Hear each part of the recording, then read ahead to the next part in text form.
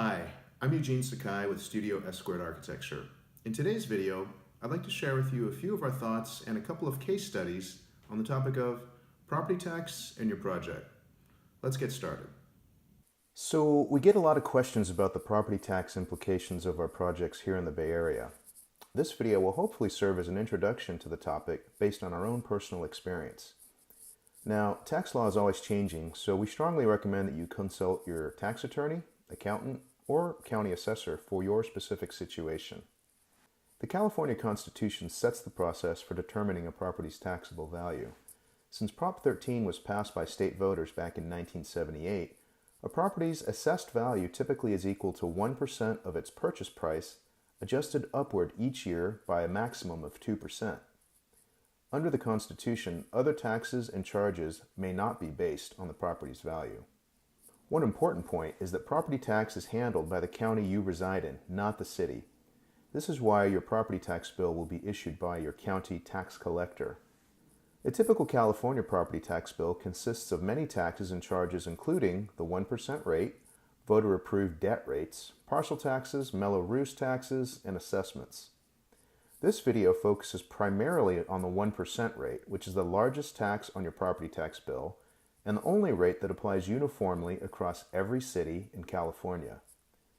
The taxes due from the 1% rate are based on a property's assessed value.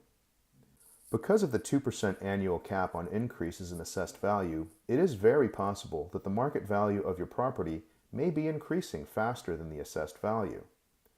The assessor has a lot of power, but thanks to Prop 13, they don't have the authority to reassess a property to market value unless it changes hands or you do new construction.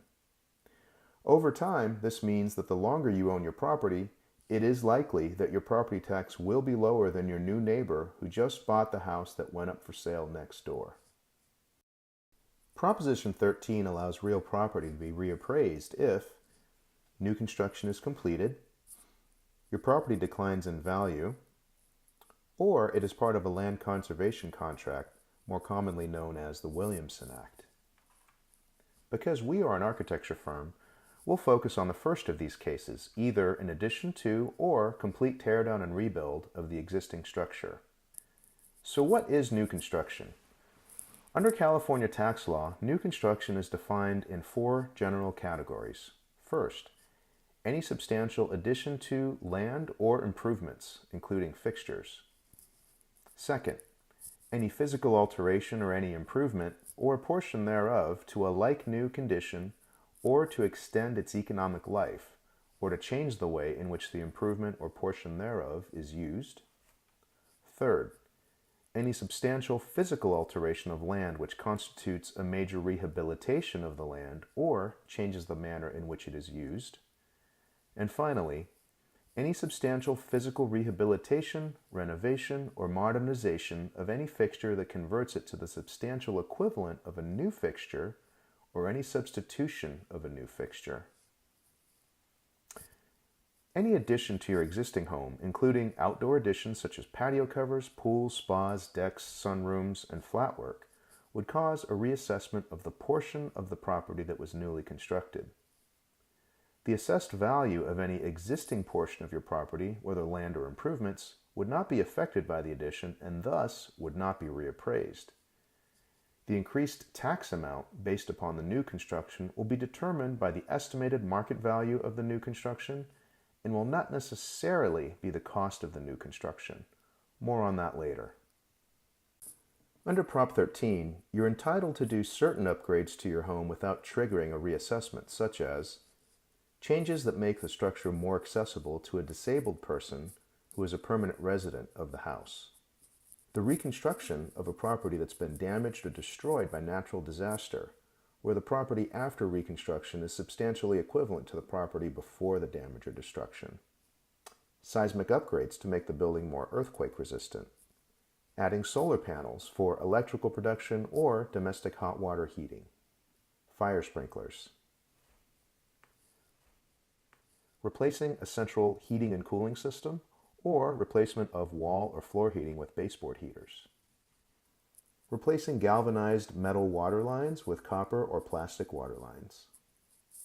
replacing old bathroom and kitchen fixtures with modern plumbing fixtures, replacing single-pane windows with energy-efficient dual-pane windows, replacing dry rot or termite-damaged framing, replacing trim, plaster, drywall, and wall paneling with similar substitute materials, replacing wall or floor coverings, replacing kitchen or bathroom cabinets, countertops, flooring, or fixtures, or built-in appliances with items of similar quality.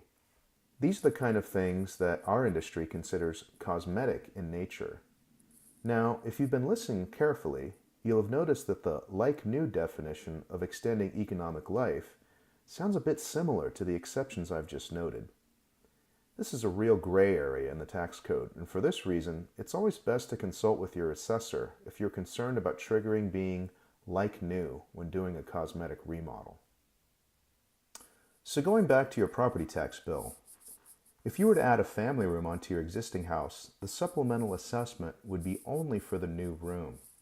The existing house, assuming it remains largely unaltered, as well as the land, would not be reassessed. In year one after completion, you will see your normal tax bill plus a supplemental tax bill covering assessed value of the new family room. In the next tax year, the supplemental assessment for the new family room would just be folded into your overall property tax bill. Now, if you built an all-new house, the entire structure will be considered new construction and will be fully reassessed at current market value. The value added by the new house, less the assessed value of the home torn down, would determine your additional tax burden. Contrary to popular belief, leaving one wall standing makes no difference for property tax purposes. Essentially, the improvements would still be considered all new construction. However, the assessed value of the land would not change, which can be a big advantage over building all new. Depending on the jurisdiction in which you live, there may be other laws, however, that encourage you to leave part of the structure standing for various reasons, i.e. a grandfathered wall, or walls left standing to avoid a more difficult permitting process such as design review or public hearings. Thus, it is always advisable to check with your local planning department on what the permitting implications of demolition would be in your jurisdiction. Any architecture firm would do this as a matter of course for any new project. Thanks to Prop 58 and Prop 193, children and grandchildren can inherit the Prop 13 assessment value of their ancestors' home when inheriting a family property from their deceased parent or grandparent. In 2017, we had a client take advantage of Prop 58 on a project we designed in Santa Clara. He had inherited his parents' home and wanted to retain the very low Prop 13 tax basis, but also upgrade the house to a more modern standard for him and his partner to live in.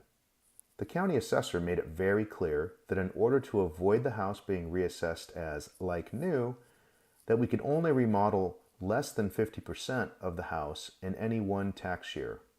A full remodel would have triggered a reassessment on the improvements portion of the tax bill. So we broke what was already a fairly small cosmetic renovation project into two separate permits, and this work was done and finalized in 2 separate years. This work had to be done very carefully, not only by us, but also the owner and his builder, as to not trigger the reassessment. But all of that was done and the project is now complete. For owner-occupied single-family homes, value is determined using appraisal methods that include the cost approach and the sales comparison approach. When valuing additions to a property or partial completion of new or substantially equivalent to new construction, the cost approach is often utilized. The cost approach considers all costs typically incurred during the cost of construction. These economic costs include the market value of labor, materials, permit fees, contractors' overhead and profit, as well as the locality. The costs used in this approach are published and updated each year by California's State Board of Equalization. The price actually paid by a property owner for the completed project may be different than state published costs. However, this establishes a base year value for the new portion of construction only. The base year value for any remaining improvements that did not undergo new construction will not be changed. To value new and like new projects, the assessor often prefers to use the sales comparison approach. This involves appraising both the full market value of the property, including land and improvements, as well as the market value of the land alone as of the date of construction completion. From these two appraisals, the value of the new improvements to the property is determined. When valuing a substantially equivalent to new project, credit may be given to improvements that remain from before construction, such as foundation, subfloor, and unimproved rooms. A new base year value for the improvements is established after construction is completed, replacing the original base year value of the improvements before construction. As you can see from these case studies, your project can have major tax implications, but in most cases, remodeling or even building all new on a property you already own will likely result in lower property taxes compared to buying a new house. Your county assessor's office is a great resource for asking more detailed questions of this nature, and you can schedule an informational meeting with your assessor at any time. Thank you for watching our video on property tax and your project. For more videos like this, please go to our website or our YouTube channel. Thanks a lot and have a great day.